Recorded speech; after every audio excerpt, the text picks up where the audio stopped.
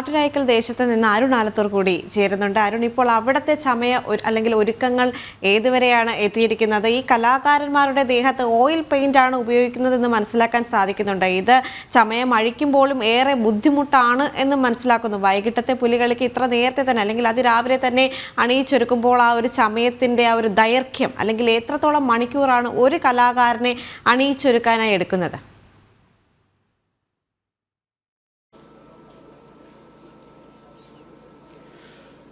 ഞാൻ പാട്ടുരായ്ക്കലിലല്ല, സീതാറാം മിൽ ദേശത്തിലാണുള്ളത്. ആ സീതാറാം മിൽ ദേശം, പൂങ്കുന്നത്തെ സീതാറാം മില്ലിൻ്റെ ആ പുലിമടയിൽ ഒരുക്കങ്ങളൊക്കെ ഇപ്പോൾ ആരംഭിച്ചിരിക്കുകയാണ്. നേരത്തെ പറഞ്ഞതുപോലെ തന്നെ കുറച്ചധികം സമയം വേണം. അതുകൊണ്ട് തന്നെയാണ് ഇപ്പോൾ ഇത്രയും അതിരാവിലെ തന്നെ ആ ഒരു ഒരുക്കങ്ങളൊക്കെ തുടങ്ങിയിരിക്കുന്നത്. ഏതായാലും ഈ സീതാറാമിൻ്റെ പുലിമടയിൽ ഇപ്പോൾ തന്നെ ഒരുപാട് ആളുകൾ വേഷം അണിയുന്നതിനും മറ്റുമൊക്കെ വേണ്ടി എത്തിക്കഴിഞ്ഞു. അവരൊക്കെ ആ വേഷം ധരിച്ച് പുലികളിക്ക് വേണ്ടി തയ്യാറെടുക്കുകയാണ്. ഏതായാലും ആ ദേഹത്തെ ചായം പൂശുന്നതിനും മറ്റുമൊക്കെ വേണ്ടി വലിയ ആവേശത്തോടു കൂടെ തന്നെയാണ് ഇവിടെ ഇപ്പോൾ പുലികളൊക്കെ ഒരുങ്ങിക്കൊണ്ടിരിക്കുന്നത്. ചേട്ടാ, എന്നാൽ ഇപ്പോൾ വേഷമൊക്കെ ധരിച്ച് ചായം പൂശാൻ വലിയ ആവേശം തന്നെയാണ്. നല്ല ആവശ്യം. ഇപ്രാവശ്യം ഫസ്റ്റ് അടിക്കാനുള്ള പരിപാടിക്ക് ആവശ്യമാണ്. ഫസ്റ്റ് അടിക്കുമോ? ആ, പഠിക്കാം, പൊരിക്കും. വളരെ നേരത്തെ തന്നെ വന്ന് കുറേയധികം സമയം വേണം.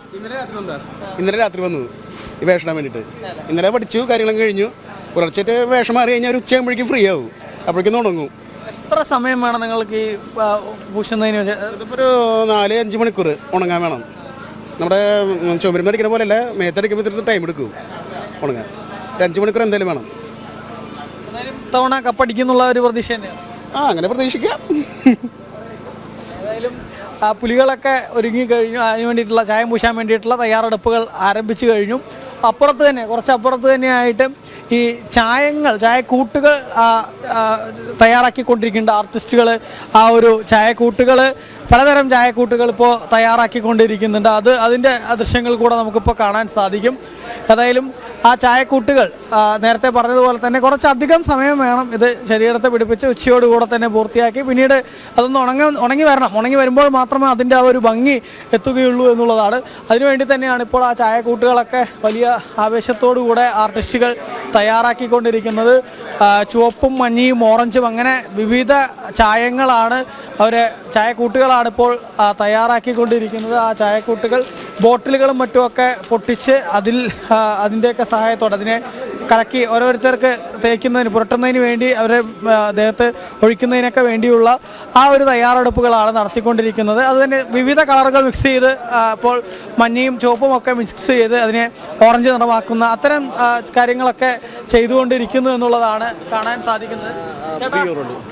എന്നാൽ ഇത്തവണത്തെ ഒരു ആവേശം എത്രത്തോളമാണ്? അതുപോലെ തന്നെ ഇങ്ങനെ കത്തിക്കൊണ്ടിരിക്കല്ലോ ഇപ്പോൾ ഇവിടെ ആവേശം ഇങ്ങനെ തിരി കൊടുത്തിക്കൊണ്ടിരിക്കുക. കുറച്ച് കഴിഞ്ഞ് കഴിഞ്ഞാൽ അതിങ്ങനെ ആളിപ്പടരും.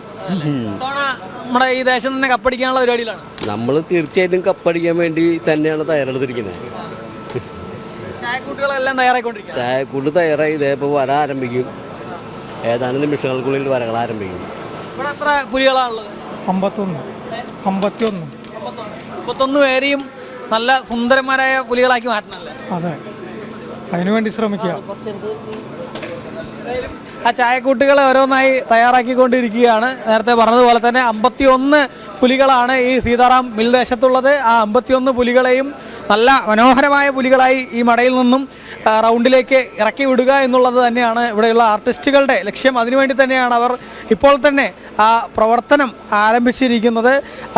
കൃത്യം വൈകിട്ടൊരു 5 മണിയോടുകൂടെയാണ് സ്വരാജ് റൗണ്ടിൽ നായ്ക്കനാൽ ജംഗ്ഷനിൽ പാട്ടുരായ്ക്കൽ ദേശസംഘത്തിൻ്റെ വരവോടെ പുലികളിക്ക് തുടക്കമാവുക.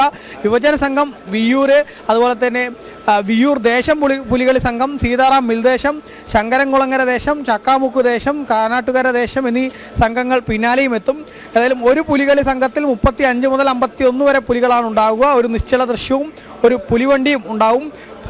പുലികളി രാത്രി 10 വരെ നീളുമെന്നുള്ളതാണ്. പുലികളിയുടെ വരവറിയിച്ച് ഏതായാലും പുലിക്കൊട്ടും പുലിവാൾ എഴുന്നള്ളപ്പൊക്കെ കഴിഞ്ഞ ദിവസങ്ങളിൽ നടന്നിരുന്നു.